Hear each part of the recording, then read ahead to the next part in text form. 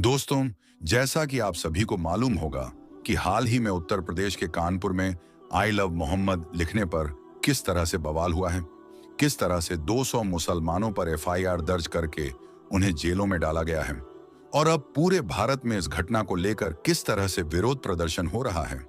और यही नहीं, इस घटना के बाद दुनिया भर के मुसलमानों ने यह साबित भी कर दिया कि मुसलमान अपने प्यारे नबी की मोहब्बत का कितना जज्बा रखते हैं। यही वजह है कि इस घटना के बाद हर मुसलमान कहने लगा कि अगर हमको हमारे प्यारे नबी से मोहब्बत का इजहार करने पर सजा भी मिलती है तो इसके लिए वो हर सजा को भुगतने के लिए तैयार भी हैं। अगर उन्हें जेल भी जाना पड़े तो वो खुशी खुशी से जेल जाने को भी तैयार हैं, क्योंकि अल्लाह के प्यारे नबी के नाम पर सब कुछ कुर्बान है। दोस्तों, इसी हंगामे के बीच इस वक्त उत्तर प्रदेश के मुख्यमंत्री योगी आदित्यनाथ का मुसलमानों पर और आई लव मोहम्मद लिखने पर एक बहुत बड़ा बयान निकलकर सामने आ रहा है, जिसे सुनकर आज सारी दुनिया हैरान हो रही है। और यही नहीं, योगी आदित्यनाथ के इस बयान को सुनकर आपके भी रोंगटे खड़े हो जाएंगे। इसलिए आज का ये वीडियो आप सभी के लिए बहुत खास है। आप इसको आखिर तक जरूर देखें। और सबसे पहले, अगर आपके दिल में प्यारे नबी की मोहब्बत है तो आप इस वीडियो को दिल से एक लाइक जरूर कर दें और कमेंट बॉक्स में आई लव मोहम्मद लिखकर इसे शेयर भी कर दें, ताकि और भी लोगों के पास में यह वीडियो पहुंच जाए। तो चलिए दोस्तों, शुरू करते हैं। दोस्तों, जैसा कि आप सभी को मालूम होगा कि उत्तर प्रदेश के मुख्यमंत्री योगी आदित्यनाथ को मुसलमानों के खिलाफ अजीबोगरीब बयान देने के लिए खास जाना जाता है। जब से उत्तर प्रदेश में योगी सरकार बनी है, तब से लेकर अब तक ना जाने कितनी बार योगी आदित्यनाथ मुसलमानों के खिलाफ अजीबोगरीब बयानबाजी कर चुके हैं। आज हम आपको बताने वाले हैं कि हाल ही में उत्तर प्रदेश के मुख्यमंत्री योगी आदित्यनाथ ने आई लव मोहम्मद लिखने पर क्या बड़ा बयान दिया है। सुनकर आप भी चौंक जाओगे। लिहाजा आप इस वीडियो को बगैर स्किप किए आखिर तक गौर से जरूर देखना। दोस्तों, सबसे पहले तो हम आपको बता दें कि 4 सितंबर 2025 को ईद मिलादुन नबी का जुलूस था। कानपुर की गलियों में हर तरफ रौनक थी। हर तरफ नाते पाक और लब्बैक या रसूल अल्लाह के नारे गूंज रहे थे। मुस्लिम युवाओं ने बीच चौराहे पर एक बड़ा सा बैनर लगाया जिस पर लिखा था आई लव मोहम्मद। ये उनका प्यार था, अपने नबी से मोहब्बत का इजहार था। मगर पड़ोस के हिंदू संगठन के कुछ लोगों को यह बैनर देखकर बहुत गुस्सा आ गया। उन्हें लगा कि ये हिंदू जुलूसों के रास्ते पर लगाया गया है, ये बैनर उन्हें चिढ़ाने के लिए लगाया गया है। इसलिए उन्होंने गुस्से में आकर उस बैनर को फाड़ दिया और इस तरह से फिर हंगामा मच गया। यानी कि आई लव मोहम्मद का बैनर लगाने को लेकर कानपुर में बहुत बड़ा विवाद खड़ा हो गया। इसके बाद फौरन ही पुलिस बुलाई गई और इस विवाद को सुलझाने की कोशिश की गई। मगर फिर पुलिस ने क्या किया? पुलिस ने फिर मुस्लिम समुदाय के 25 युवाओं पर धार्मिक भावनाओं को ठेस पहुंचाने का आरोप लगाकर एफआईआर दर्ज कर ली। इस वजह से फिर अगले कुछ दिनों में यह मामला और ज्यादा गर्म हो गया। जगह जगह पर इस बात को लेकर विरोध प्रदर्शन होने लगे। इस तरह से फिर इस विवाद के दौरान दोनों पक्ष आमने सामने हो गए। मगर यहां पर पुलिस ने समझौता कराने की बजाय मुसलमानों से कहा कि वो इस तरह का बैनर सिर्फ पारंपरिक स्थानों पर ही लगाएं। दोस्तों, इसके बाद पूरे देश में आई लव मोहम्मद का बैनर लगाने को लेकर विरोध प्रदर्शन होने लगे। बरेली से बुरहानपुर और कटिहार तक लोग इसे अभिव्यक्ति की स्वतंत्रता पर हमला बताने लगे। इस तरह से फिर कानपुर ही नहीं बल्कि पूरे देश का माहौल तनावपूर्ण हो गया। हिंदू संगठन के लोग सड़कों पर उतर आए और दूसरी तरफ मुस्लिम लोग भी शांतिपूर्ण तरीके से मार्च निकालने लगे और जगह जगह पर आई लव मोहम्मद का बैनर लगाने लगे। इस तरह से फिर देखते देखते पूरे भारत में आई लव मोहम्मद का ट्रेंड चलने लगा और खास तौर से पूरे उत्तर प्रदेश का माहौल खराब हो गया। इसी बात को देखते हुए फिर उत्तर प्रदेश के मुख्यमंत्री योगी आदित्यनाथ को सामने आना पड़ा और आकर उन्होंने ऐसी बड़ी बातें कह दी जिसे सुनकर आज हर कोई हैरान हो रहा है। योगी आदित्यनाथ ने अपने इस बयान में कहा कि किसी भी धर्म, संप्रदाय, महापुरुष, देवता या संत पर कोई भी अपमानजनक टिप्पणी स्वीकार नहीं की जाएगी। ऐसी टिप्पणियां करने वालों को कानून के दायरे में लाकर कड़ी सजा दी जाएगी।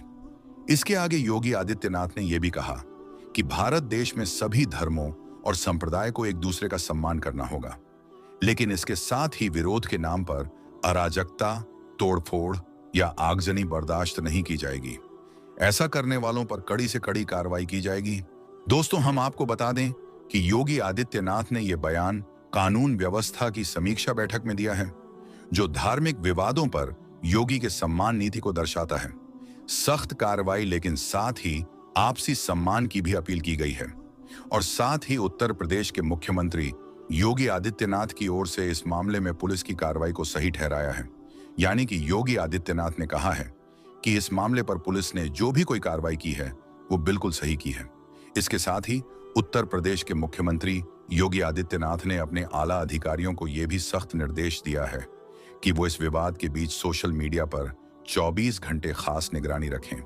इस विवाद के बीच कोई भी शख्स सोशल मीडिया के जरिए से किसी भी तरह की कोई अफवाह ना फैलाने पाए और ना ही कोई आपत्तिजनक पोस्ट करने पाए।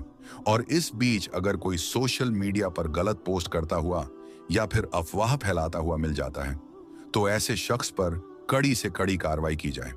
इसके अलावा योगी आदित्यनाथ ने अपने आला अधिकारियों को यह भी सख्त निर्देश दिया है कि आई लव मोहम्मद विवाद के बीच अगर कोई भड़काऊ बयानबाजी करता हुआ मिलता है या कोई गलत बयानबाजी करता है तो ऐसे शरारती तत्वों के साथ में जीरो टॉलरेंस की नीति अपनाई जाए। लेकिन दोस्तों, अब इन्हें कौन समझाए कि मोहब्बत कभी छुपाई नहीं जाती है। मोहब्बत अगर सच्ची हो तो वो जबान पर आ ही जाती है और वो दिल से छलकती भी है। और बात जब आ जाती है अल्लाह के प्यारे नबी हजरत मोहम्मद सल्लल्लाहु अलैहि वसल्लम की, तो फिर मुसलमान अपनी जान, अपना माल, अपना घर बार सब कुछ कुर्बान करने के लिए तैयार हो जाते हैं। और ऐसा हाल ही के मामले में आपने देखा भी होगा जिसमें आई लव मोहम्मद का बैनर लगाया गया, जिस पर विवाद खड़ा हो गया। हालांकि ये कोई नया जुमला नहीं है, ये वो अल्फाज है जो हर मुसलमान की आवाज है।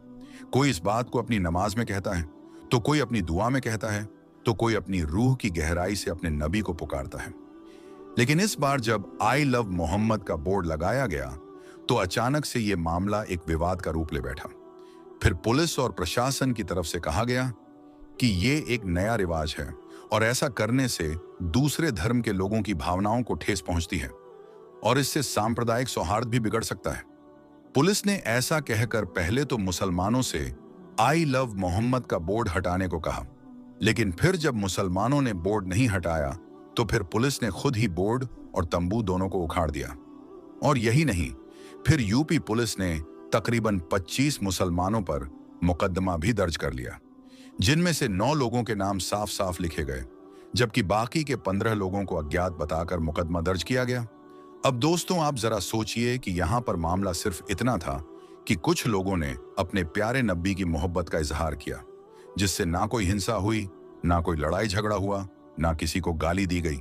बस सिर्फ एक बोर्ड लगाया गया जिस पर लिखा था आई लव मोहम्मद। मगर इस इजहार पर भी उत्तर प्रदेश में मुकदमा दर्ज हो गया। लेकिन फिर इस पर मुसलमानों की प्रतिक्रिया भी काबिले गौर रही। जब यह खबर फैली तो हर तरफ से मुसलमान कहने लगे कि अगर आई लव मोहम्मद लिखना जुर्म है, गुनाह है, तो हम खुशी खुशी से ये जुर्म करेंगे। अगर इसके लिए हमें जेल भी जाना पड़ा तो हम जेल जाने के लिए भी तैयार हैं, क्योंकि मोहब्बत छुपाने की चीज नहीं होती है और अपने प्यारे नबी से मोहब्बत का इजहार तो हर मुसलमान की रूह का एक हिस्सा है।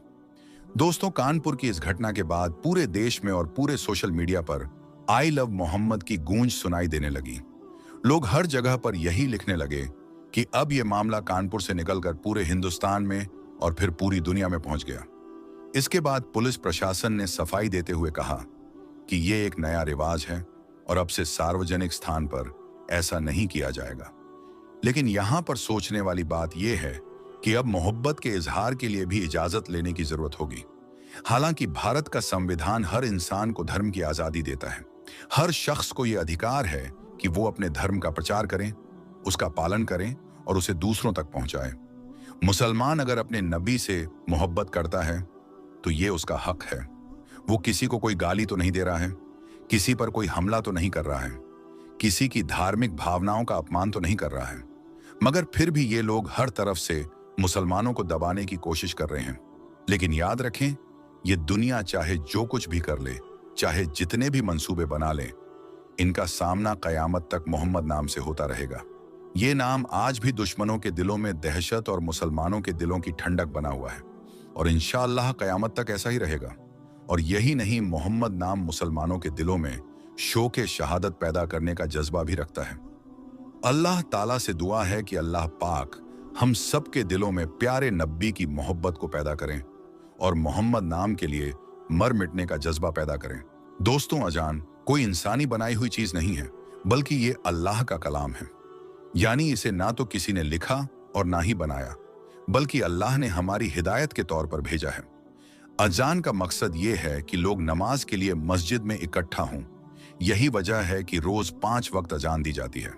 लेकिन अफसोस, आज पॉलिटिक्स की वजह से मुल्क का माहौल कुछ ऐसा बन गया है कि जगह जगह अजान पर एतराज उठाए जा रहे हैं। ये लोग शायद ये भूल चुके हैं कि जब अल्लाह का अजाब आता है तो इंसान को संभलने का मौका तक नहीं मिलता और वो बर्बाद होकर रह जाता है।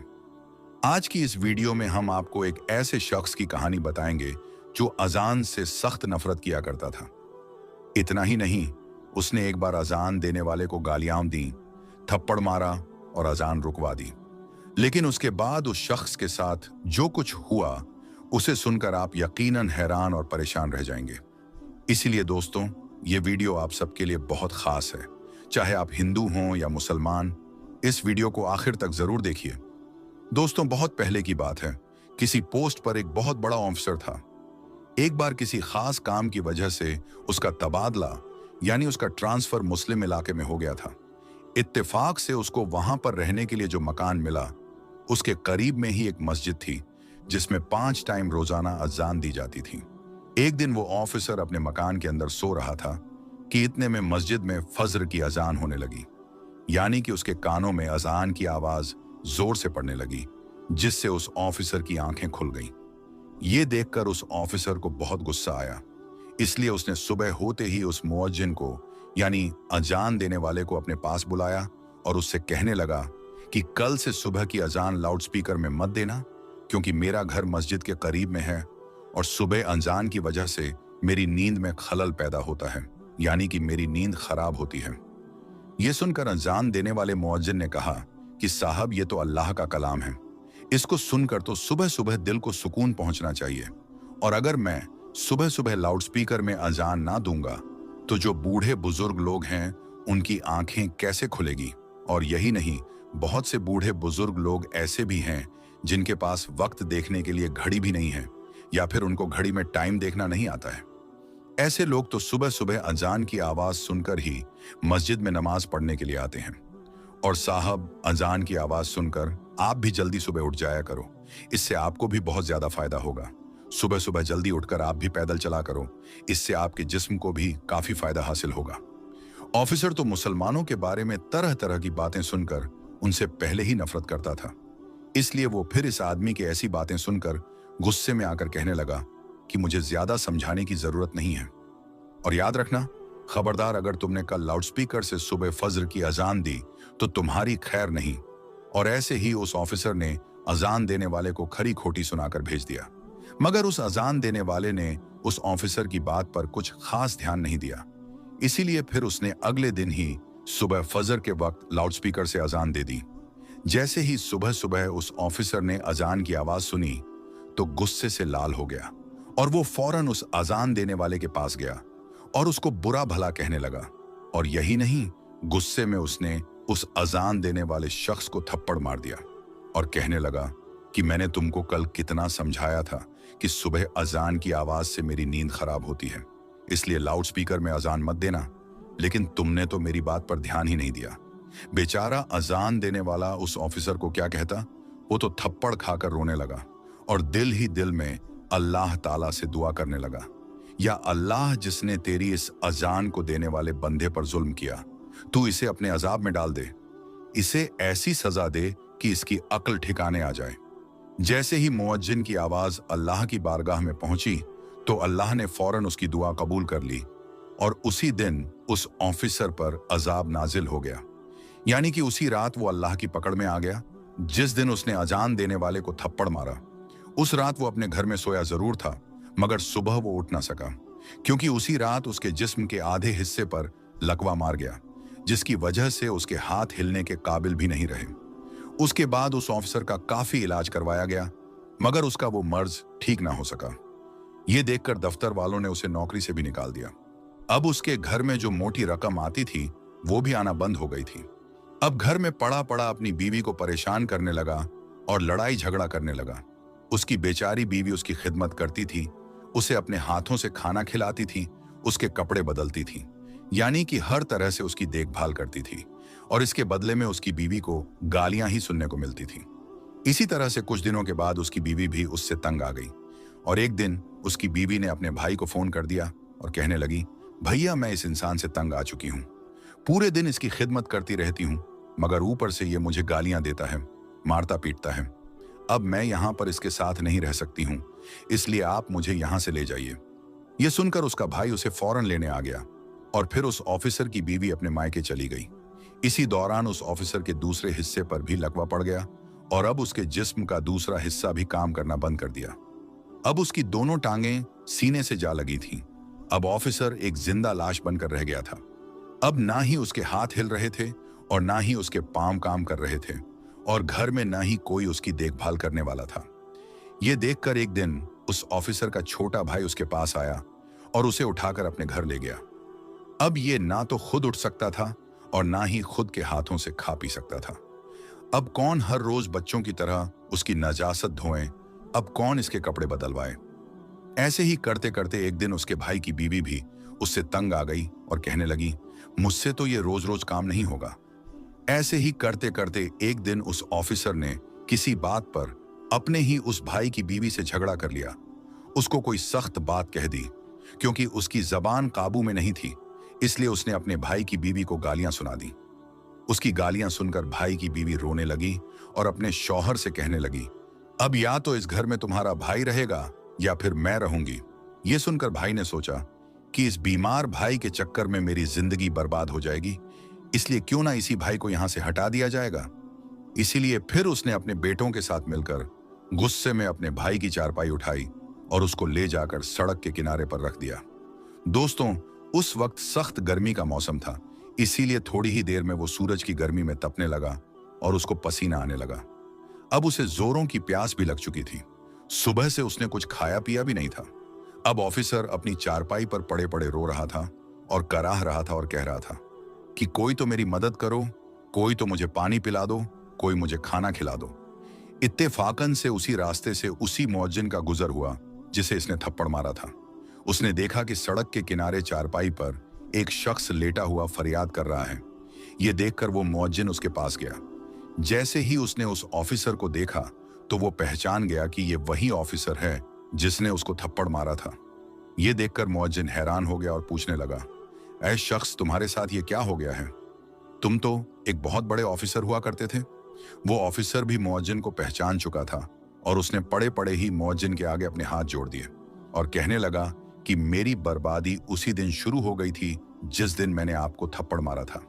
फिर उस ऑफिसर ने अपनी पूरी दर्द भरी कहानी उस मुअज्जिन को सुना डाली। उसने बता दिया कि उसी रात मेरे जिस्म पर लकवा पड़ गया था। उसके बाद से मेरी हालत बिगड़ते बिगड़ते आज मेरी हालत ऐसी हो गई है कि आज मेरे पास कोई खड़ा तक नहीं होता है। मेरे सब अपनों ने मुझे ठुकरा दिया है। इतना कहते कहते वो ऑफिसर फूट फूट कर रोने लगा। उसकी हालत देखकर उस मुअज्जिन को उस पर तरस आ गया। उसने उसको पानी पिलाया और उसके लिए खाना लेकर आया। फिर अपने हाथों से उसको खाना खिलाया और यही नहीं, फिर उसे उठाकर वो अपने घर भी ले गया और खूब अच्छी तरह से उसकी खिदमत करने लगा। उस मुअज्जिन ने उसे बताया कि तुमने अल्लाह की शान में गुस्ताखी की है, इसीलिए तुम सच्चे दिल से अल्लाह से माफी मांगो। यह सुनकर वो ऑफिसर सच्चे दिल से अल्लाह की बारगाह में रो रो कर अल्लाह से माफी मांगता रहा और साथ ही वो मुअज्जिन उसके हक में दुआ करने लगा। अल्लाह ने फौरन उनकी दुआ को कबूल फरमाया और कुछ ही दिनों की खिदमत के अंदर ऑफिसर पूरी तरह से ठीक हो गया और वो उठकर चलने फिरने लगा। सुभान अल्लाह। तो दोस्तों, याद रखें, जो कोई जिस मजलूम पर जुल्म करता है उस पर फिर इसी तरह से अल्लाह का अजाब उतरता है। बाज मर्तबा इंसान अपनी औकात को भूल जाता है। आज हमारे पास वक्त है सही मायने में इंसान बनने का, अपनी औकात को याद करने का। हदीस पाक में आता है, हुजूर पाक सल्लल्लाहु अलैहि वसल्लम ने फरमाया है, ऐ औरतों, जब तुम बिलाल का अजान और इकामत कहते सुनो तो जिस तरह वो कहता है तुम भी कहो। अल्लाह तुम्हारे लिए हर कलमे के बदले 1,00,000 नेकियां लिखेगा और 1,000 दर्जात बुलंद फरमाएगा और 1000 गुनाह मिटा देगा। ये सुनकर ख्वातीन हजरात अर्ज करने लगी, या रसूल अल्लाह सल्लल्लाहु अलैहि वसल्लम, ये तो सिर्फ औरतों के लिए है, मर्दों के लिए क्या है? तो आप सल्लल्लाहु अलैहि वसल्लम ने फरमाया कि मर्दों के लिए ये दुगना है। तो दोस्तों, आज की इस वीडियो में बस इतना ही। हम मिलेंगे आपको अगली वीडियो में। तब तक के लिए अल्लाह हाफिज।